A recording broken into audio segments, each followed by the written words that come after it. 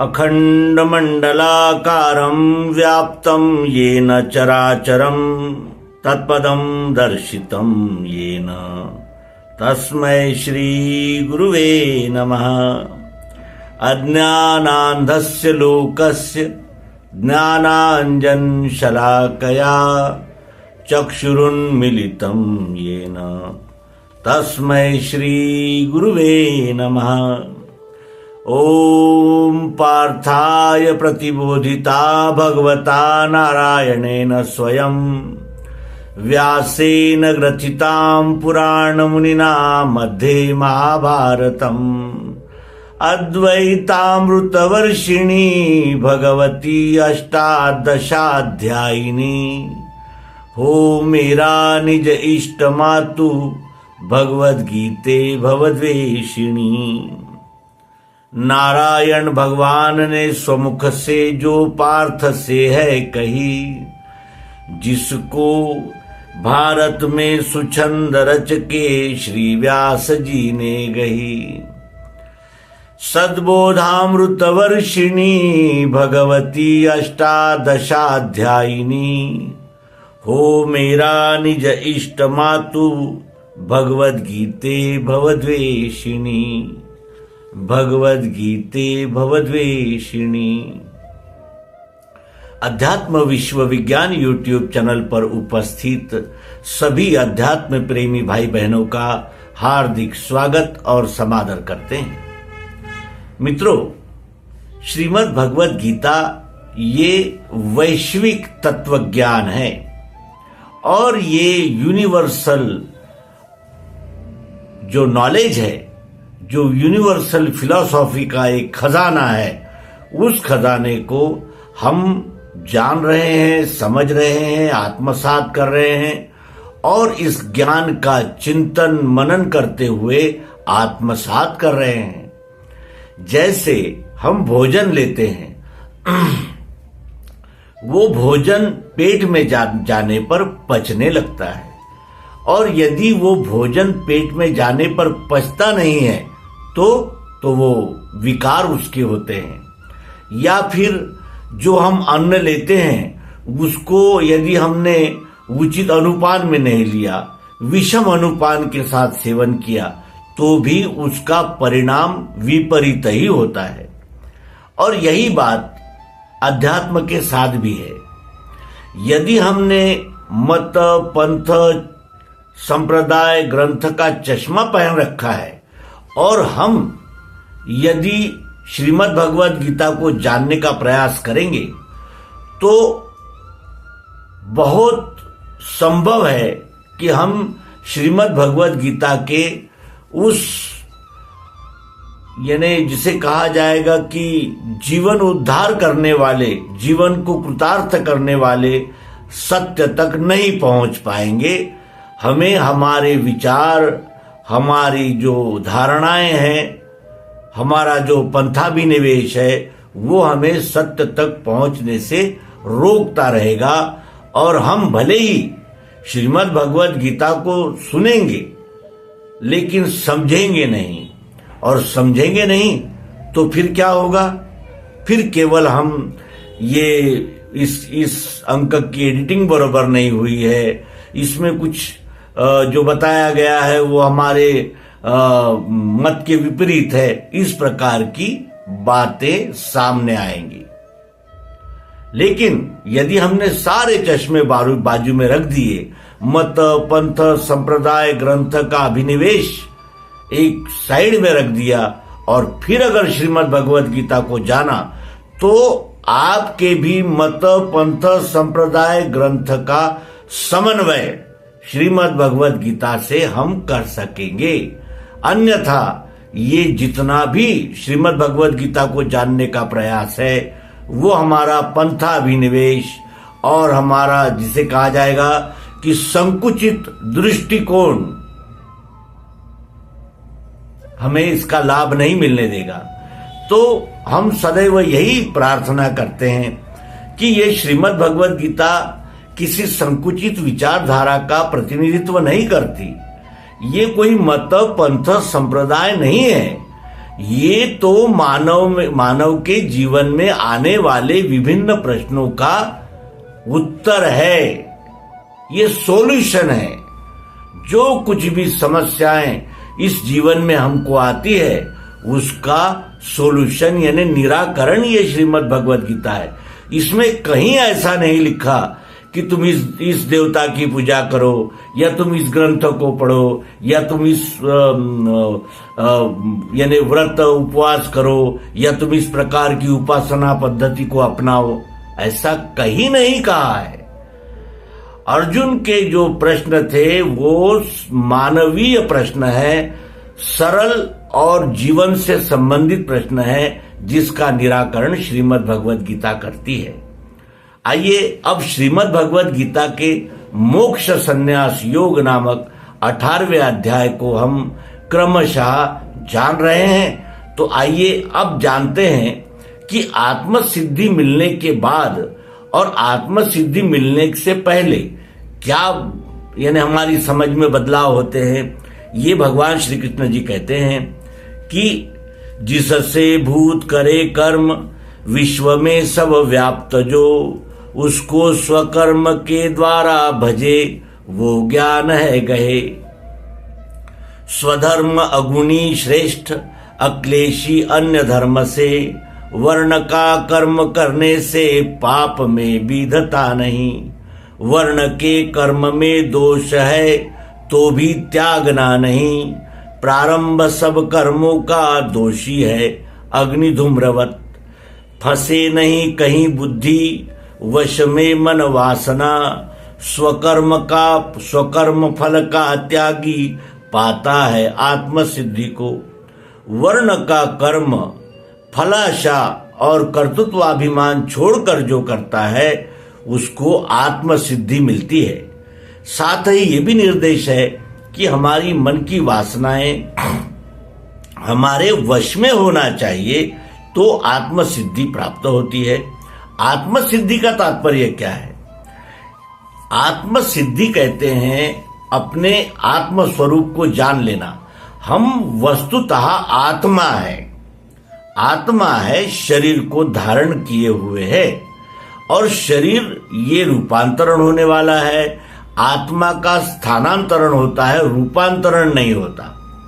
और ये रूपांतरण होने वाले शरीर में ये जीवात्मा बैठा हुआ है, लेकिन इस शरीर के तादात्म्यता के साथ, ये शरीर के साथ जब हम एकाकार हो जाते हैं, ये शरीर को ही मैं मान लेते हैं, तो फिर शरीर के सुख दुख लाभ हानि ये मेरे ही सुख दुख लाभ हानि है। इस प्रकार शरीर के साथ हम एकात्म हो जाते हैं।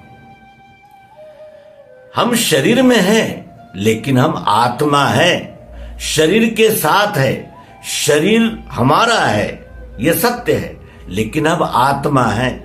आत्मा शरीर का त्याग करके अन्य शरीर को धारण कर लेती है। आत्मा अविनाशी है और शरीर ये रूपांतर होने वाला है, असत्य नहीं है, ये सतत रूपांतरण होने वाला। जैसे ये शरीर जो है वो एक यंत्र है, इस यंत्र को चलाने वाला ये आत्मा इस शरीर के भीतर है। ये शरीर के भीतर उपस्थित आत्मा इस शरीर का संचालन कर रहा है।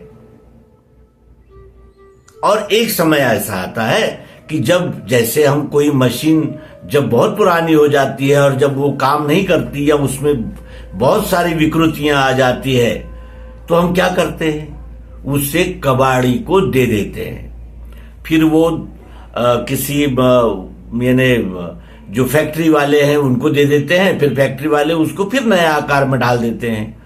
उसी प्रकार जब इस शरीर में विकार निर्माण होते हैं या इस शरीर का समय पूरा हो जाता है, तो ये जीवात्मा शरीर को त्याग कर अन्य शरीर धारण करने के लिए निकल पड़ता है और अपने गुण स्वभाव कर्म के अनुसार जो उचित जीव होगा, पुरुष, उसके अन्न पर बैठता है। अन्न वो पुरुष जब सेवन करता है तो वो अन्न के साथ ही ये जीव वासना उसके अंदर जाती है और फिर वो वीर्य के द्वारा स्त्री में और स्त्री से फिर बाहर इस प्रकार का ये चक्र है। इसीलिए भगवान श्री कृष्ण जी कहते हैं कि ये जीव कैसा है, अविनाशी है, वासना रूप है, और इसीलिए इसको न काट सकते हैं न जला सकते हैं। ये शरीर की तरह ठोस नहीं है, शरीर में है, लेकिन शरीर का रूपांतरण होता है और वो आत्मा जो है, जो प्रकाश रूप आत्मा है, वो कैसा है, अविकारी है, अविनाशी है, और वही हमारा स्वरूप है। और उस स्वरूप से तादात्म्य प्राप्त करने के लिए हमें इस देहाध्यास को क्षणे क्षणे धीरे धीरे छोड़ते जाना होगा, कम करते जाना होगा। और ये आत्मसिद्धि का तात्पर्य यही है कि हम धीरे धीरे इस देहाध्यास को छोड़कर अपने आत्म स्वरूप को जाने, समझे, उसमें स्थित हो कि मैं आत्मा हूं। और इस प्रकार ये आत्मसिद्धि जैसी मिलती है, तो आत्मसिद्धि मिली जिसको वो जैसे ब्रह्म में मिले, संक्षेप में सुनो मुझसे निष्ठा ये श्रेष्ठ ज्ञान की। वो जैसे जिसको आत्मसिद्धि मिल जाती है, वो जैसे ब्रह्म में ही मिल जाता है, क्योंकि उसका व्यष्टि अहंकार तो समाप्त हो गया। अब उसका क्या रहा, वो तो विश्व के साथ एकाकार हो गया। इसलिए भगवान श्री कृष्ण जी कहते हैं कि आत्मसिद्धि मिली जिसको, वो जैसे ब्रह्म में मिले, संक्षेप से सुनो मुझसे निष्ठा ये श्रेष्ठ ज्ञान की। अत्यंत शुद्ध बुद्धि से, धैर्य से मन रोक के, शब्दादि विषय द्वेष प्रीति का त्याग है करे। अत्यंत शुद्ध बुद्धि से, शुद्ध बुद्धि का अर्थ है छल कपट बेईमानी, विभिन्न प्रकार की वासनाएं, कामनाएं, महत्वाकांक्षाएं, मद, लोभ आदि अनेक विकारों से इस बुद्धि की मलिनता को शुद्ध करके, अत्यंत शुद्ध बुद्धि से, धैर्य से मन रोक के, और धीरज से इस मन को रोक करके, शब्दादि विषय शब्दादि कौन से है, शब्द, स्पर्श, रूप, रस और गंध, ये इन विषयों का द्वेष या इन विषयों से प्रीति, द्वेष और प्रीति इनका त्याग है करे, यानी इनसे तटस्थ हो जाए। न इन विषयों का द्वेष करे, न इन विषयों से अनुराग रखे, यानी द्वेष और राग से अलिप्त हो जाए। रहे न्यारा मिताहारी, वाचा मन कायावशी, सदैव ध्यान में मस्त, स्थिर वैराग्य में रहे। इनसे न्यारा रहे, यानी इनका दृष्टा हो, इनका साक्षी होना चाहिए। मिताहारी यानी अपने आहार को भी अत्यंत आवश्यक है, जितना आवश्यक है उतना ही ले। अधिक आहार लेने से ये जड़, यानी इसका जो इंद्रियां, मन, बुद्धि जो है वो जड़ हो जाती है। जड़ हो जाती का अर्थ ऐसा है कि फिर वो चेतन रहने में उसमें अड़चने आती है। इसलिए जितनी आवश्यकता है वो मिताहार, मिता यानी अल्पाहार करे। वाचा मन कायावशी, अपनी वाणी, अपना मन, अपना शरीर, इनको वश में रखे। वश में रखे का अर्थ है अपने नियंत्रण में रखे। हम इसके यानी वाचा, मन और काया के वश में न हो, ये वाचा, मन, काया हमारे वश में हो। सदैव ध्यान में मस्त। अब सदैव ध्यान में मस्त का अर्थ सामान्यतः हम तो यही करेंगे कि आंखें बंद करके कहीं जंगलों पहाड़ों में बैठे हुए हैं, लेकिन ऐसा नहीं है। सदैव ध्यान में मस्त यानी विश्वरूप परमात्मा का जो यथार्थ प्रत्यक्ष दर्शन सद्गुरु युक्ति द्वारा श्रीमद् भगवद गीता के 11वें अध्याय में जो हमने कर लिया है, उस विश्वरूप परमात्मा के ध्यान में मस्त। ये विश्व ही परमात्मा है। इस प्रकार इस विश्वरूप परमात्मा के ध्यान में सदैव मस्त रहने वाला। मस्त का अर्थ है ये विश्वरूप परमात्मा है और हम इसके अंश है। इस बात को सदैव ध्यान में रखते हुए स्थिर वैराग्य में रहे। स्थिर रूप से वैराग्य में रहे। यानी वैराग्य का अर्थ ये नहीं है कि हम जंगलों पहाड़ों में चले जाएं, बाल बच्चों को छोड़कर कहीं चले जाएं। वैराग्य का अर्थ है आसक्ति से ऊपर उठें। आसक्ति से जब हम ऊपर उठते हैं उसे वैराग्य कहते हैं। वै यानी नहीं, राग यानी आसक्ति, अनुराग। इस प्रकार वैराग्य में जब हम रहते हैं और सदैव इस विश्वरूप परमात्मा के ध्यान में, स्थिर ध्यान में मस्त रहते हैं और देहाध्यास, बल, गर्व, काम, क्रोध, परिग्रह छोड़ के ममता, शांत वो मिले ब्रह्म रूप में। देहाध्यास, मैं देह हूं, इस प्रकार इस देह का अध्यास, इस मैं देह ही हूं, ये जो देहाशक्ति लगी है, देहाध्यास लगा है। बल, बल यानी अपनी शक्ति, शक्ति का गर्व, गर्व यानी मेरा वैयक्तिक व्यष्टि अभिमान। काम यानी वासनाएं, क्रोध यानी वासना यदि पूर्ति नहीं होती तो उसके लिए होने वाला द्वेष, क्रोध। परिग्रह यानी संग्रह की इच्छा, छोड़ के ममता यानी मेरेपन की जो आसक्ति है जिसे मोह कहते हैं, वो छोड़ के शांत जो हो जाता है वो मिले ब्रह्म रूप में, वो ब्रह्म रूप में मिल जाता है। ब्रह्म रूप में तदाकार एकाकार होने की ये सरल विधि यहां भगवान श्री कृष्ण जी अर्जुन को समझाते हैं। देहाध्यास, बल, गर्व, काम, क्रोध, परिग्रह छोड़ के ममता, शांत वो मिले ब्रह्म रूप में। इस प्रकार वो ब्रह्म रूप में मिल जाता है, लेकिन उसके लिए देहाध्यास, बल, गर्व, परिग्रह इनका त्याग करना होता है। अब त्याग का अर्थ जो हम ले लेते हैं वो तो पूर्व में ही हमने बता दिया, वो अर्थ नहीं है। इनका साक्षी होता हुआ, नहीं तो हम जंगल में रहेंगे और हमारी मन में गृहस्थी की और यानी ये काम, क्रोध, मद, लोभ, मोह, मत्सर ये रहेंगे, क्या लाभ।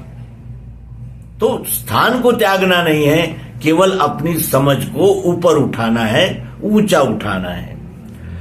ब्रह्मभूतः प्रसन्नात्मा न शोचति न कांक्षति, समः सर्वेषु भूतेषु मद्भक्ति लभते पराम। ब्रह्म भाव प्रसन्नात्मा इच्छा सोच नहीं करे, भूतों में समता देखे एक भक्ति उसे मिले।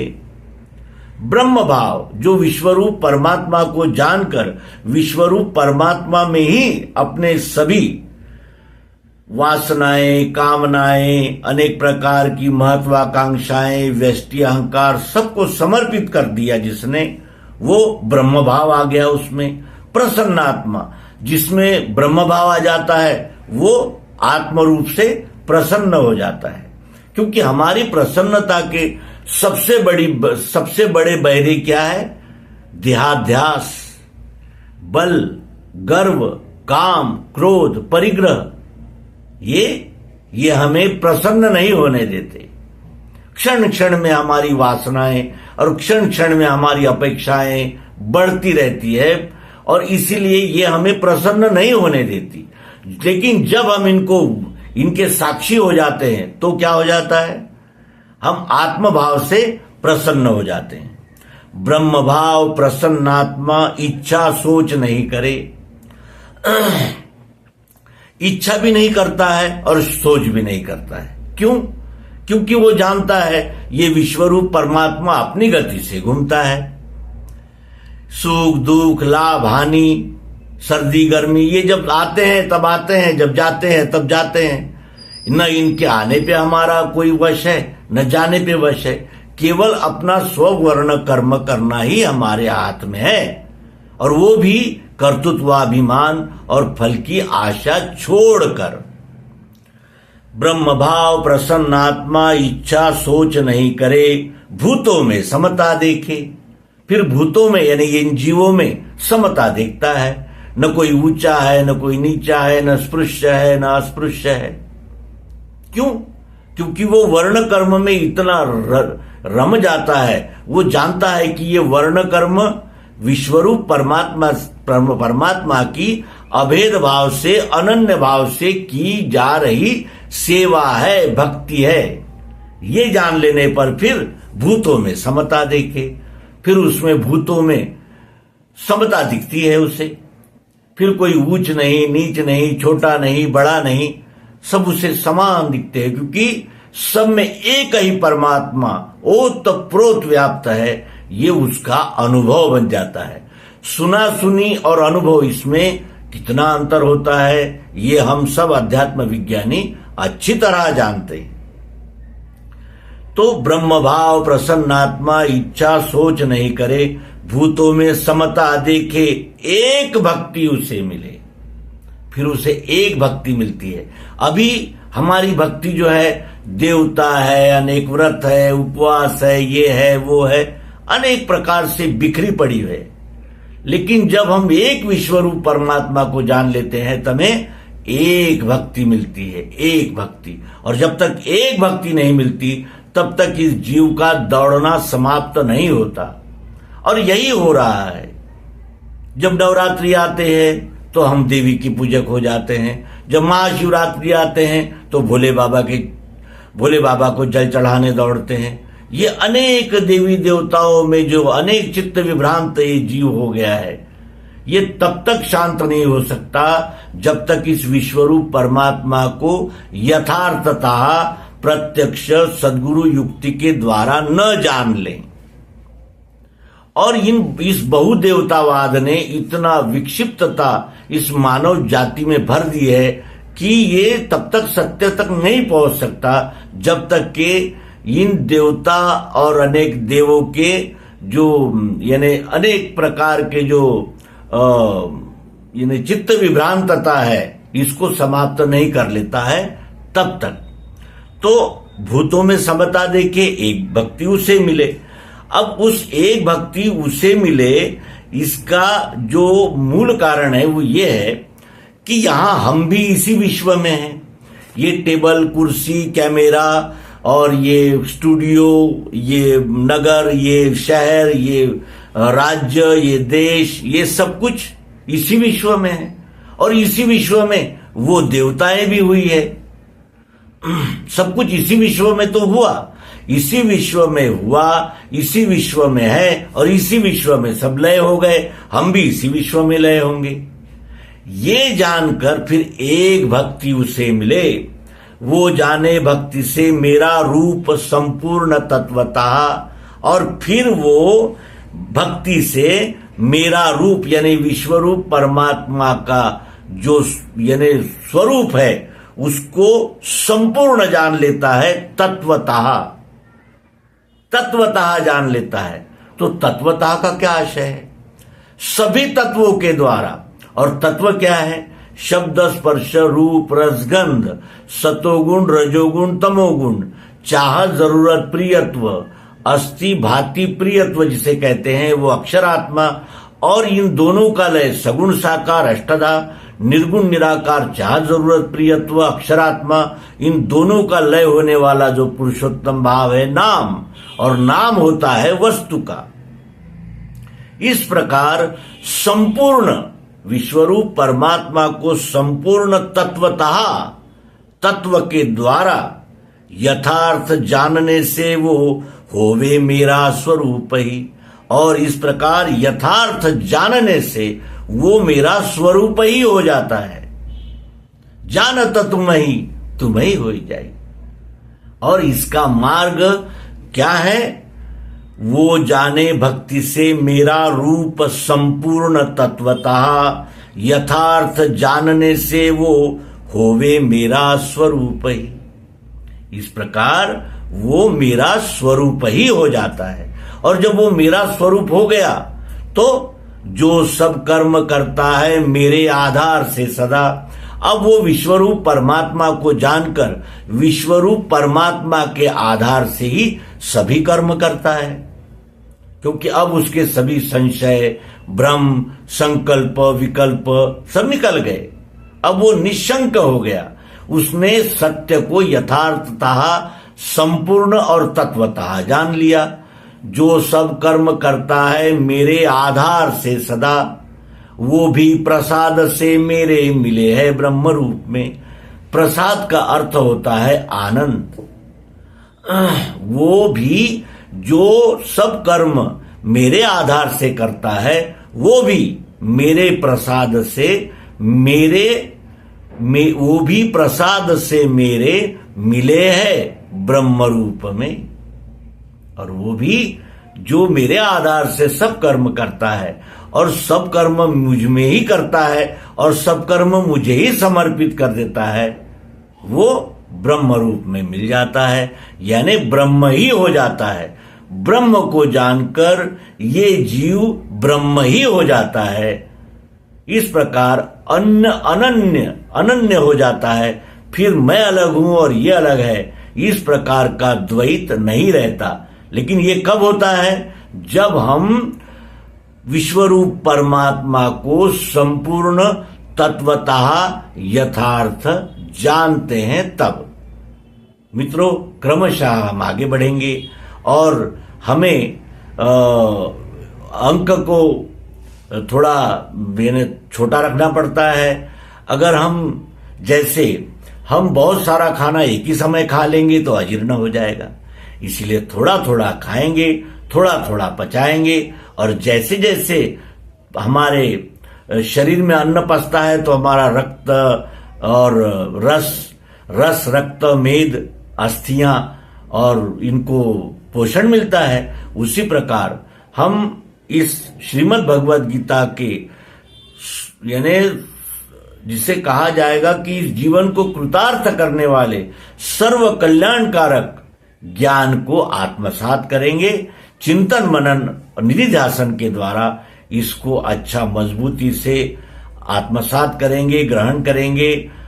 सर्वांग योग ये स्थाई बीज है दिव्य चक्षु का, इसे जो पाठ में लेवे चित्त से निज कर्म में, यद इच्छा से योग क्षेम होवेगा उसका सदा, अंत में पद सो पावे वेदों में श्रेष्ठ जो कहा। और इसलिए इसको हम धीरे धीरे अपनी समझ को प्रगल्भ और एकाग्र बनाते हुए सेवन करेंगे तो इसका अवश्य ही हमें लाभ होगा। तो यहां इस अंक को विराम देते हैं। नर्मदे हर सद्गुरु भगवान की जय।